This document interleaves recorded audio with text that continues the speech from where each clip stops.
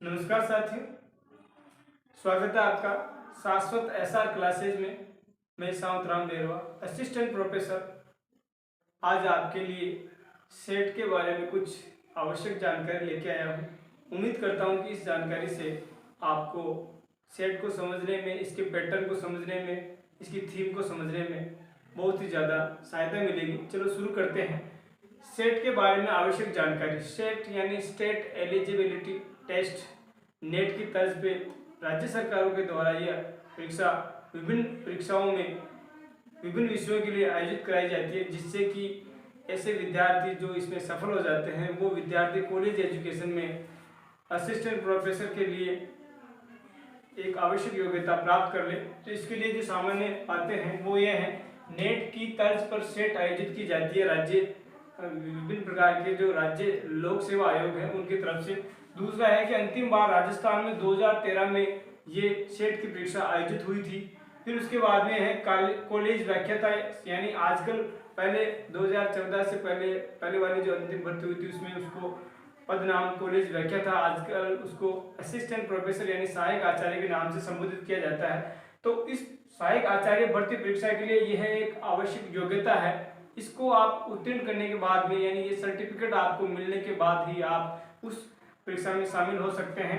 दूसरी बात यह कि आयु की बाध्यता इसमें नहीं होती है, आपकी कितनी भी आयु है तो भी आप सेट का एग्जाम दे सकते हैं। नेट में भी यही पैटर्न है।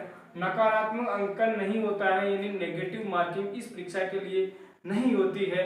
आपको आप चाहे तो सारे प्रश्न कर लें। दूसरी बात है कि श्रेणीवार न्यूनतम अंक, एमए में आपके कितने अंक होने चाहिए जिससे कि आपको ये फॉर्म भरने के बाद में आप सफल हो सकते हैं। तो इसमें SC ST और PH यानी फिजिकली हैंडीकेप्ड और VH यानी विजुअली हैंडीकेप्ड, यानी जिनको देखने में, जो देखने से दिव्यांग है, जो शारीरिक रूप से दिव्यांग है, उनके लिए न्यूनतम इसमें एमए में 50% अंक चाहिए होते हैं। साथ ही OBC और सामान्य वर्ग के लिए 55% की बाध्यता इसमें होती है। मैं उस समय की बात कर रहा हूँ जब 2013 में अंतिम बार सेट राज्य लोक सेवा आयोग द्वारा आयोजित हुई थी। उसके बाद में परीक्षा में न्यूनतम अंक कितने प्राप्त होने चाहिए, तो परीक्षा में न्यूनतम अंक है पेपर फर्स्ट। इसके 3 पेपर होते हैं, पेपर फर्स्ट, पेपर सेकेंड और पेपर थर्ड। फर्स्ट पेपर जो होता है वो शैक्षिक अभिवृत्ति और अभिरुचि का होता है, और उसमें सामान्य ज्ञान, विज्ञान, आधुनिक तकनीकी, ये सारे विषय शामिल होते हैं। मानसिक योग्यता भी इसमें शामिल होती है, इसके बारे में हम आगे बात करेंगे। तो इसमें पेपर फर्स्ट में SC ST PH और VH, मैंने आपको PH VH का इसका बताया है। इसमें 35% अंक उनके लिए आवश्यक होते हैं फर्स्ट पेपर में। OBC और सामान्य वर्ग के लिए 40% अंक आवश्यक होते हैं। पेपर सेकेंड और पेपर थर्ड में SC ST और PH VH इसके लिए 45% आवश्यक होते हैं कि इतने परसेंटेज तो अभ्यर्थी को लाने ही होते हैं। OBC और सामान्य वर्ग के लिए न्यूनतम 50% अंक सेकेंड और थर्ड पेपर में उनको प्राप्त करने होते हैं।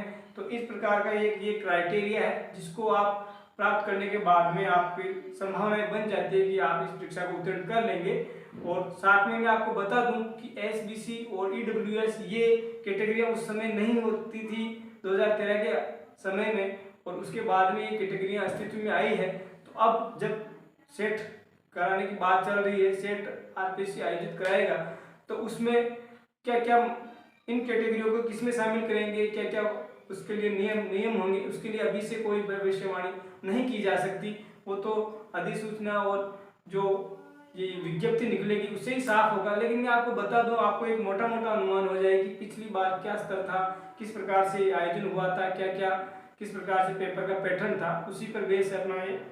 इसमें यह है कि अब अपन हिंदी के पेपर के विश्लेषण पर चलते हैं। हिंदी विषय के लिए, तो हिंदी विषय में प्रथम पेपर हुआ था, उसमें कुल प्रश्न 60 थे और 60 में से 50 प्रश्न करने अनिवार्य थे, यानी 60 में से आपको 50 ही करने हैं।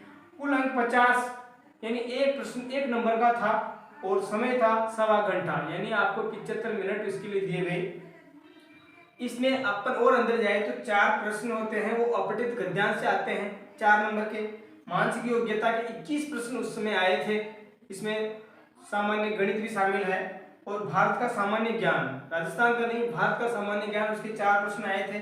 आधुनिक तकनीकी मॉडर्न टेक्नोलॉजी जो है उससे आपके 5 प्रश्न आए थे, और शैक्षिक मनोविज्ञान एवं शोध प्रवृत्ति इस पे 15 प्रश्न आए थे, यानी कुल मिला के ये 60 प्रश्न फर्स्ट पेपर में इस प्रकार से आए थे। इसमें से आपको 50 करने थे, 50, और उसमें से आपको ये यहाँ बताया है कि इसमें न्यूनतम SC/ST को 35% अंक लाने थे, 50 में से 35%, यानी आप समझ सकते हैं 17.5। और उसके बाद में ये है, इनके लिए अलग अलग कैटेगरी वाइज ये नंबर हो जाएंगे। सेकंड पेपर जो था विषय का, सेकंड और थर्ड पेपर, द्वितीय और तृतीय पेपर जो होता है वो विषय का होता है। तो विषय में अपने हिंदी विषय के लिए कुल जो द्वितीय पेपर में थे 50 प्रश्न थे, और इसमें ऐसा कोई एरिया नहीं था कि 50 में से आप 40 करें, 45 करें। इसमें अनिवार्य है कि 50 में से 50 ही आप करें, और समय 1.25 घंटे का इसमें रहता है, और प्रत्येक प्रश्न 2 अंक का होता है। जहां यहाँ जो प्रथम पेपर होता है उसमें प्रत्येक प्रश्न 1 अंक का होता है, यहाँ प्रत्येक प्रश्न 2 अंक का है।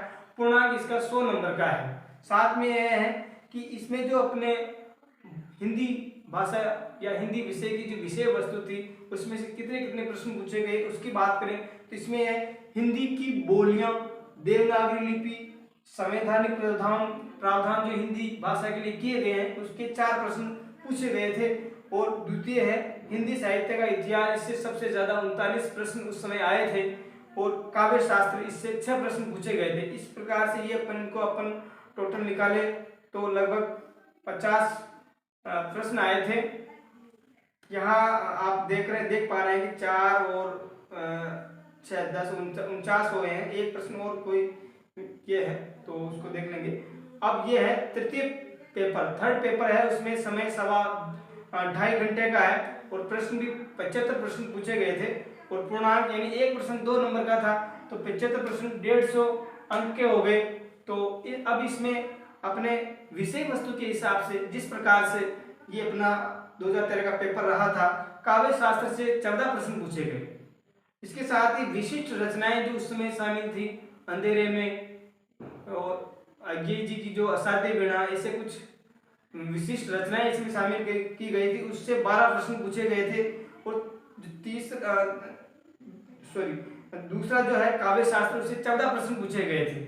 और विशिष्ट रचनाएं के जैसा कि मैंने अभी आपको बताया 12 प्रश्न पूछे गए थे, जिसमें अज्ञे की असाध्य वीणा और वो जो आपको बताया था वो शामिल है। अब चौथा है हिंदी की विभिन्न गद्य विधाएं, जो हिंदी की विभिन्न गद्य विधाएं हैं, कहानी, उपन्यास, नाटक, आत्मकथा, जीवनी, निबंध, इससे कुल 19 प्रश्न पूछे गए थे। तो कुल मिला के ये जो कंटेंट था, ये विषय वस्तु थी, इससे इतनी मात्रा में प्रश्न पूछे गए थे। तो अपन सामान्य तौर से देखते हैं तो हिंदी साहित्य का इतिहास का इसमें काफी बड़ा भाग रहता है। तो आप इस प्रकार से इन पेपरों के विश्लेषण के आधार पर अभी तैयारी कर सकते हैं। अगर आपके पास समय है, आपको एक मोटा अनुमान मैंने देने का प्रयास किया है, क्योंकि अब की बार 9 साल बाद में ये सेट का एग्जाम हो रहा है, तो इस बार कुछ योग्यताएं, मापदंड जो है वो बदलेंगे। परीक्षा का पैटर्न ये जैसा कि कहा जा रहा है कि आप फर्स्ट पेपर को अवॉइड कर सकते हैं, फर्स्ट पेपर को हटा दीजिए, लेकिन मैं समझता हूँ कि ये तो होना ही चाहिए ताकि शोध प्रवृत्ति और सामान्य ज्ञान भी उस अभ्यर्थी का चेक किया जा सके। तो इस प्रकार से आप इन बातों को अगर ध्यान में रखें, परीक्षा की तैयारी करेंगे इस सेट की। मेरा ये मानना है कि अगर आप कोई भी एग्जाम हो रहा है, अपने करियर को आगे बढ़ाना चाहते हैं, तो आपको लगातार ऐसे एग्जाम देते रहने चाहिए, जैसे सेट का हुआ, नेट का हुआ।